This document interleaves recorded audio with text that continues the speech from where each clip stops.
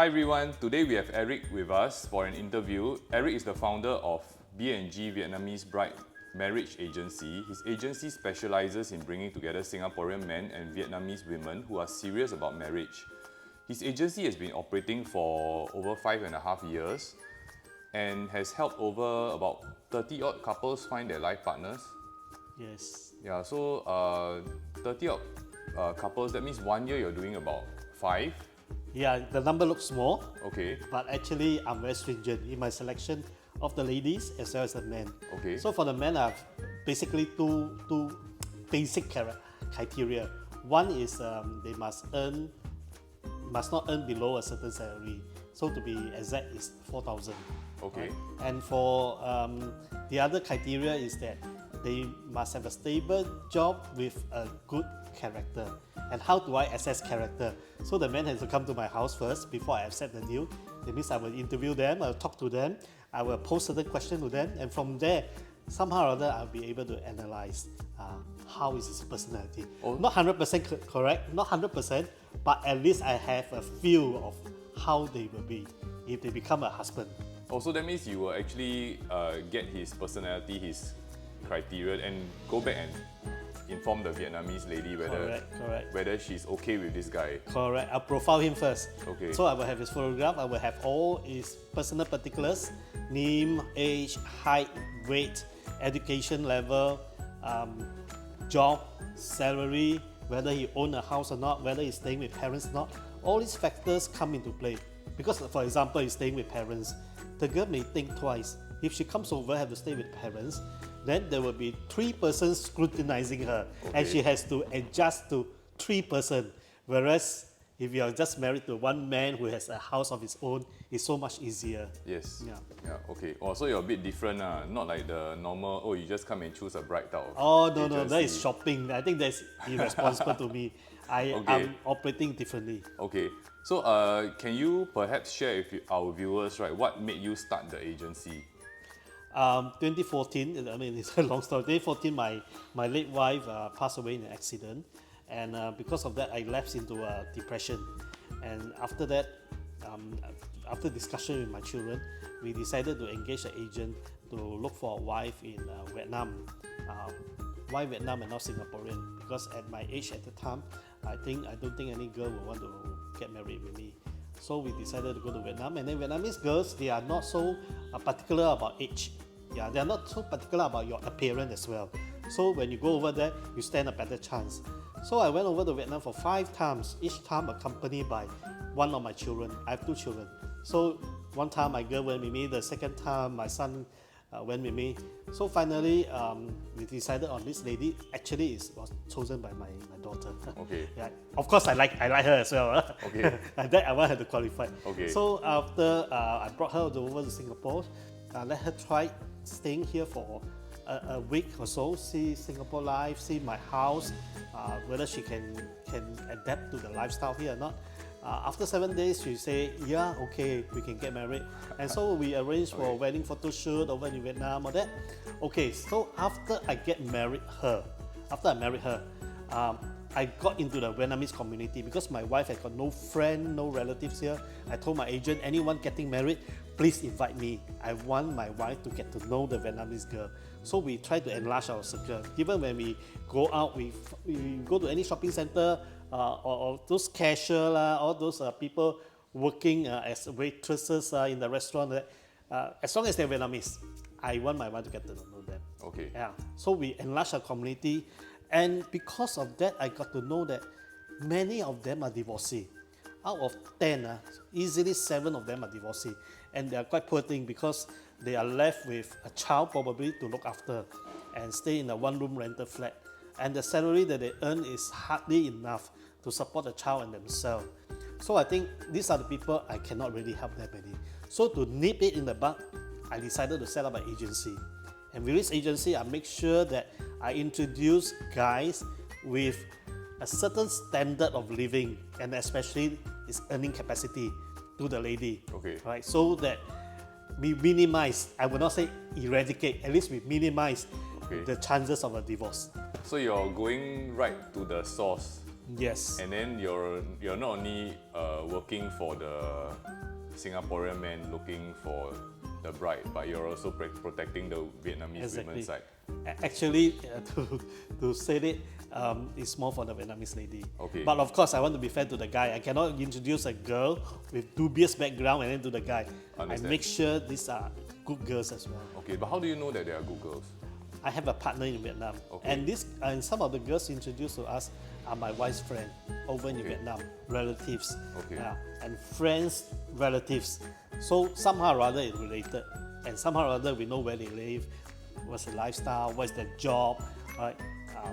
Whether they had boyfriend before or not, how many relationships they've gone through. Okay. Yeah. So more or less you can assess them. Firstly is the kind of job they're involved in. Secondly is also through the interaction with their relatives in Singapore, Vietnamese who are married here. Okay. Right? So we somehow or other we know that more or less birds of a feather flock together. Right? So if these are good lady, I think somehow or other these are also good lady. That's an assumption, Okay. not true, maybe 50% true, but when we have interaction with the actual girl herself, we will be able to assess. Actually, my wife is very sharp. She's able to spot things. Vietnamese culture a little bit different from us. Yep. She'll be able to spot certain things that she feel that it's not so right, and we will advise our client. Although he has chosen her, we will advise our client not to take her. Okay. Yeah.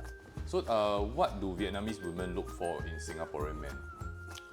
First thing is not just a man. Our Singapore country itself is a brand itself. Okay. All right. When you mention Singapore in Vietnam, people, wow, one of the richest country in the world, cleanest country, security-wise, tip-top. All right, very safe to walk at night.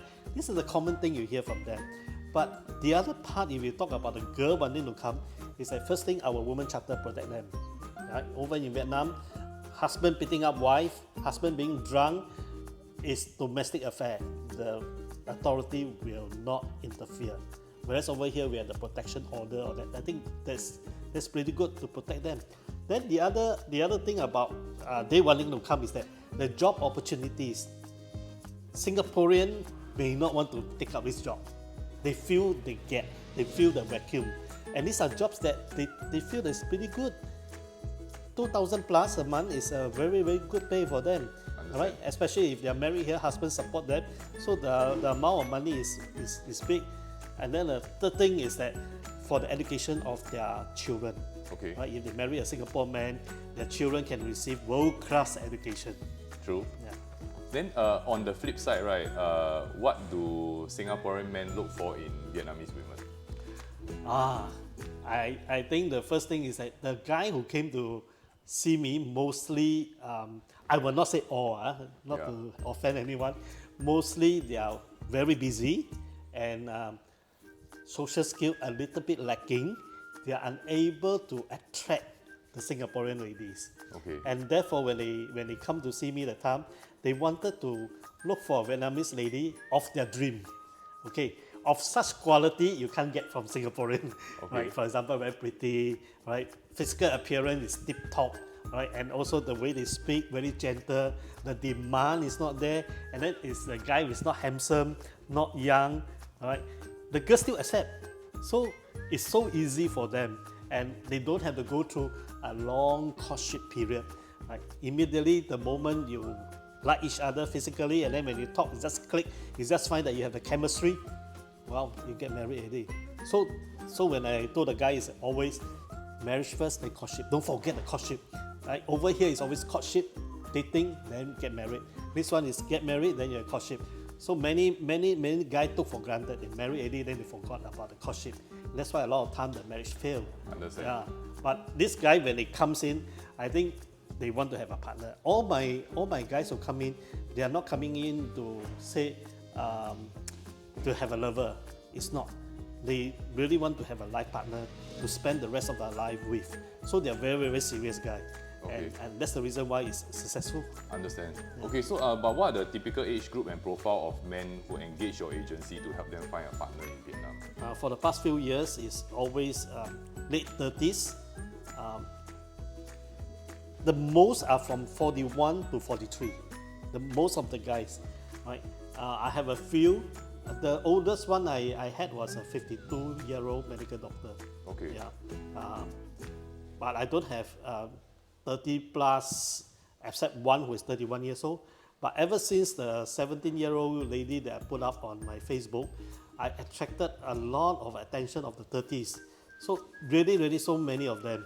And suddenly I realized that there's so many people, male, 30 over years old, still single, and unable to find a wife.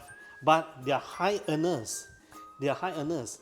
So I suspect is that they may not have the time to go for dating, or maybe they lack the social skill to attract the attention of the lady. So I think probably this may be the reason. It may not be, but probably being busy, being unable to have the kind of right social skill to attract the attention of the female counterparts. I think that lead to them being unable to find a partner. Understand. So, but can you maybe share with our viewers the process of finding a Vietnamese bride? Oh, it's pretty easy. So first thing is that you go to my Facebook and then you look at the girls there. The pictures are all there with the profile. Exactly the same which I want it from the man. The name, their age, their height, their weight, their education standard, their job, where do they stay, whether they're staying with their family, how many family members they have. They will see all this profile, and they find that if a guy finds that this girl suit them, whether in profile or whether in physical appearance, they will approach me. So when they approach me, I will also want the profile from the guy exactly the same like the girl, and I will send his profile and his picture to the girl. Okay. And the girl will decide whether this is the guy that she will accept or not. And the moment she said okay, then we arrange for a video call. So a video call will be conducted at my place. Like tomorrow night there will be one video call. So the guy will come to my house. My wife will be the interpreter, because most of the Vietnamese ladies, they cannot speak our languages. Most of them. Okay. A few can, but most of them can't. So they will come over to my place. We will conduct a video call where the guy can see the lady in action. The lady also can see the guy in action. And then they will ask questions. Of course, I have to guide the guy also what question to ask. You can ask, have you eaten or not this morning? These are irrelevant questions. I think we go direct in, right? Like for example, if you get married, not say to me, I teach him, if you get married, will you like to stay with your in-laws? Yeah, pertinent question. If the lady said yes, then another pertinent question of concern is that when human beings stay together, they're bound to have friction, right? So if my mother scold you, right, when I'm at work, what will you do? So what you want to hear from the lady? What will be her response? Yeah, so these are very pertinent questions, and at the same time, it's of concern. And if the lady answer it correctly, I will not say correctly, appropriately, and what the guy had expected, I think he will say, yeah, this girl for me. And for the lady, when look at the guy background or that, and the way he talk, the way he present himself, and the lady will also say, okay. But most of the time when the lady accept the video call, it's 95% she's okay. Okay, but is that, so the lady can actually say, I'm not okay with this guy as well? So far, none. None? Yeah, okay. Unless, if they say not okay, it's before video call. Okay. But the moment they accept video call, they're okay. Okay, understand. So that, can you maybe share with our viewers like maybe like a successful example of a case that maybe you recently did? Maybe don't need the details of the individual, maybe like what was the process? Oh, so after the video call, they accept each other. We will arrange for them to talk. Okay. That means we'll give the contact of the lady to the man, and the man will every day will message her. Of course, you have to use Google Translate, which is not very accurate, right? But they still can communicate, and we will advise the guy to send the girl for a basic English or Chinese course, so that every day he can communicate with her. Okay, basic. Then when they say they are ready, then we arrange for a meeting in Vietnam. Okay. We'd rather the guy go over rather than the girl come over. Two reasons. One is that when the girl come over, I see it pretty strict. Sometimes they bring the girl into the office for interview. As long as 3 hours, then they release them. All right. So I say, tell the guy to go over to Vietnam. There are advantages. One, you can look at Vietnam. If you've never been to Vietnam, you can look at Vietnam, look at the traffic, look at how the people go about in their daily life. Yep. And the other one is that when you go over to Vietnam, you have the chance, for me, I will arrange for the parents to meet the guy as well. Okay. Good for the guy and good for the girl. Right? For the parents, they will be rest assured, this is a guy that's going to marry my daughter. And for the guy is that this girl is not playing a fool, he's just not coming here, want to cheat my money or things like that, right? But parents come along. Understand. Yeah. So we get the parents go along there, we do the arrangement, the wedding arrangement, about the dowry or that. Anyway, we have set a standard amount already. Okay. So we are the third party. It's very easy for us to talk. Whereas if you are the guy, you talk to the parent, it's like bargaining. Okay. So on the first night, we will be doing that.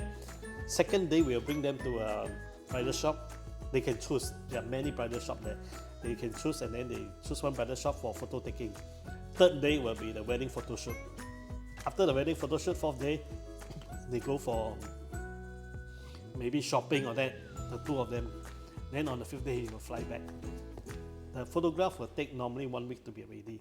So anything can happen after the 1 week, which means that after 1 week, they can hold a Vietnamese wedding in Vietnam. Right? This is a must. Okay. Right? For me, it's a must because the lady is somebody else's daughter. Right? You have to give credit to the parents for bringing up the daughter. You cannot, the daughter just disappear like this. I cannot just say, never mind, just come to Singapore, get married, Kennedy. I don't think that's fair to the lady family.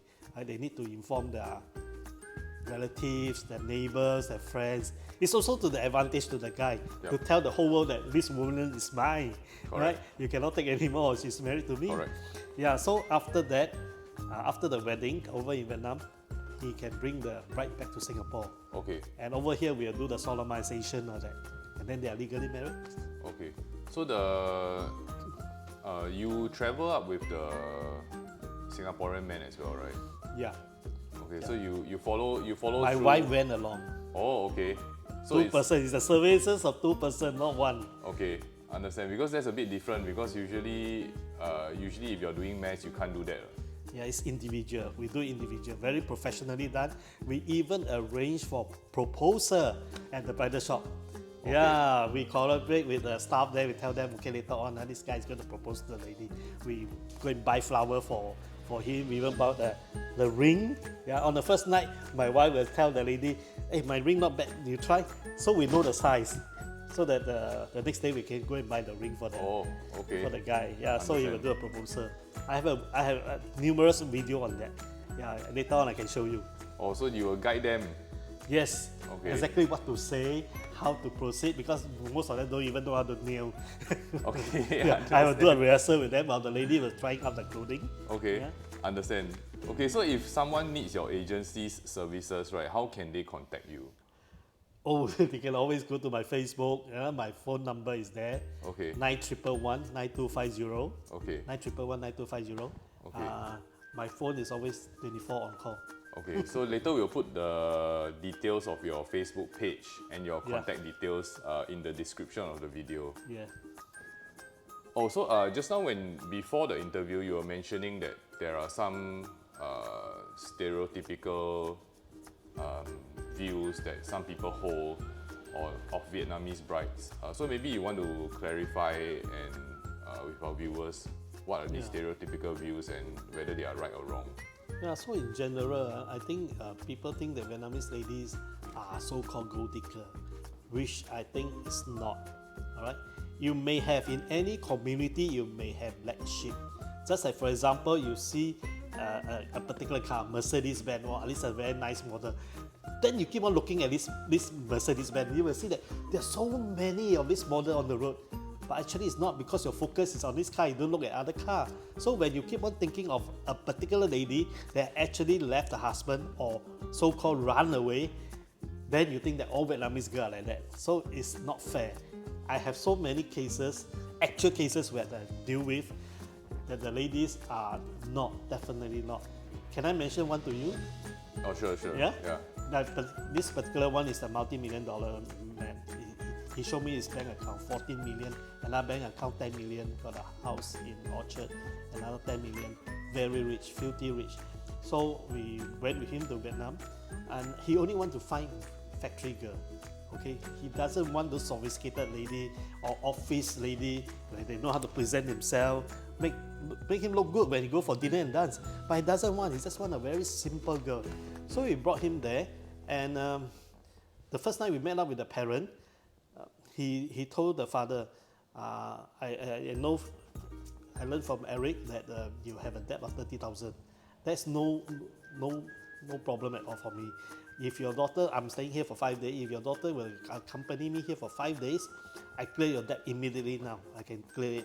Right? Then after 1 month, and after Chinese New Year, I will come back. Your daughter will accompany me to visit the various places of interest in Vietnam for 1 month. So during this 1 month, I will decide whether I want to marry her or not. If I think I want to marry her, I will buy her a condo in Singapore. But if I didn't want to marry her, I will give 50,000 to her, and also 50,000 to you, all right? In sort of way compensation for her time with me. I was a bit shocked, so I told him, Mr. So and so, I think let them have a night to think over, right? Because he did not tell me this. If he had told me this, I would not have brought him to Vietnam, because to me there's no try one. Right, you cannot say, oh, you try, now you sleep with me for 1 month, right? I got money, I pay you 50,000 and that's it. To me, I don't like that. So I said, anyway, you said it out, I need to respect that. I let the parent think over. So I said, I don't think they can reply you now. Let them think over for the night. It's a lot of money. Okay, it's really a lot of money. So the next morning, because he stayed in another hotel, of course he stayed in a atas hotel. Ours is an ordinary one. Okay. So the next morning I went breakfast with the family, and we asked the father. The father answer was no. Wow, I was relieved. Right? I was relieved. Why I was relieved? Because first thing is that I have not brought a guy to come over here to try out whether to want a wife like that or not using money. The other one is that the father is sending out a very clear message. I am not selling my daughter. All right? Although I have a debt of 30,000 Singapore dollar, but I am not going to accept this. Yeah, so I salute him and I asked him again, are you sure? Is 30,000 clear your debt? 50,000 each? Together is 130,000 if the marriage doesn't go through. He said, yeah, I don't want. Okay. But the guy is a gentleman. I told him, I said, no, they decided not to. And he said, okay, Mr. Koh, can you give 2,000 to them so that they can have a comfortable ride home and a good meal? Then I said, wow, very good, thank you very much. Yeah. So even though they rejected him, I think some guys in Singaporean are not so generous, right?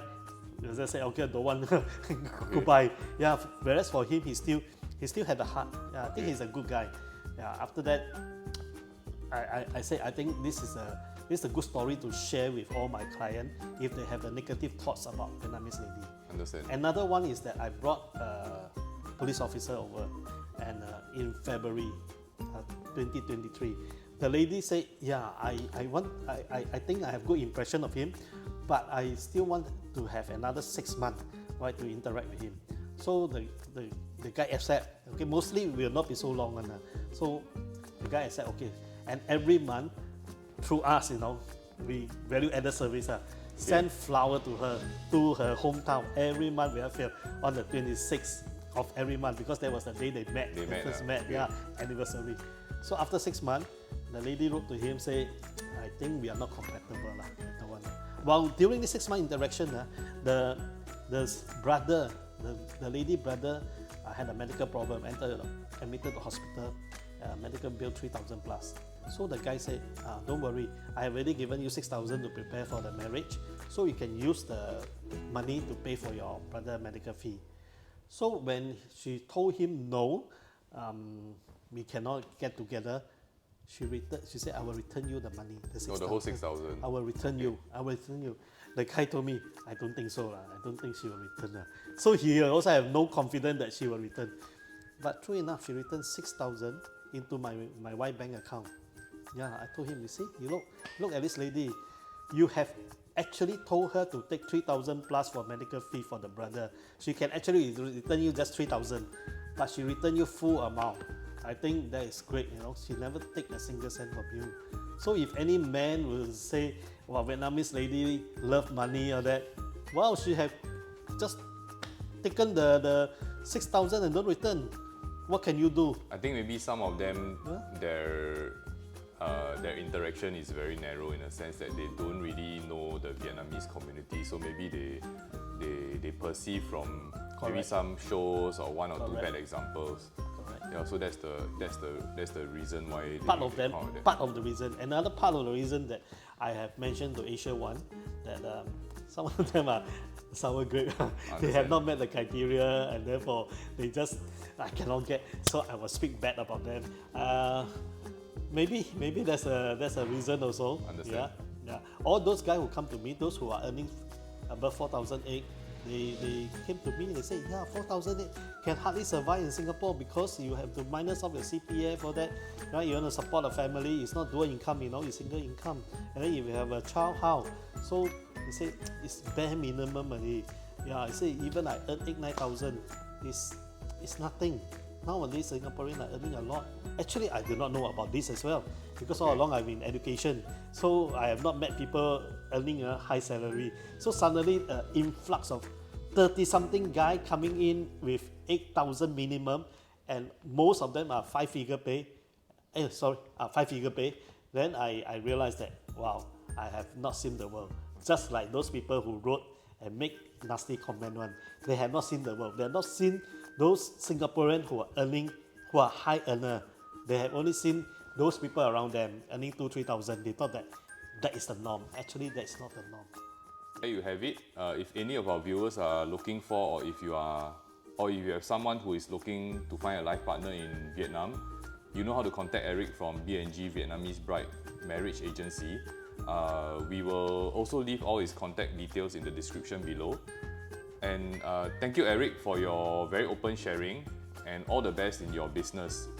You're doing a very noble work by helping people find love. It's not an easy job to do. Yeah, and it was very nice having you on our channel. Thank you for your kind words. Okay, so thank you everyone for tuning in. If you enjoyed the video, do hit the thumbs up button, and do remember to subscribe to the Little Big Red Dot YouTube channel. We'll see you at the next video. Bye. Bye.